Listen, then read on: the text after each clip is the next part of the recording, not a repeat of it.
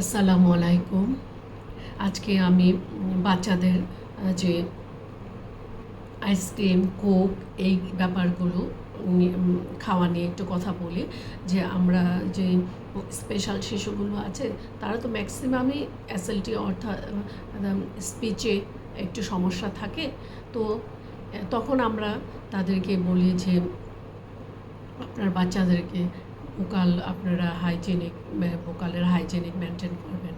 তারপরে আপনার বাচ্চার যদি ভোকালে সমস্যা হয় কিংবা যদি গলাতে একদম 12 মাসই ঠান্ডা লেগে থাকে তাহলে তো এটি কোনো ভালো না। সেজন্য আমরা বলি যে আপনার বাচ্চাকে ঠান্ডা খাওয়াবেন না, আইসক্রিম খাওয়াবেন না। যেহেতু তারা কথা বলাতেই সমস্যা, তাই তাদের ওরাল অর্গান অর্থাৎ ভোকালটা যাতে ভালো থাকে সেজন্য আমরা আইসক্রিম, কোক এবং ঠান্ডা খাওয়া সম্পূর্ণ নিষেধ করে দিই। যদি মানতে পারেন তাহলে ভালো।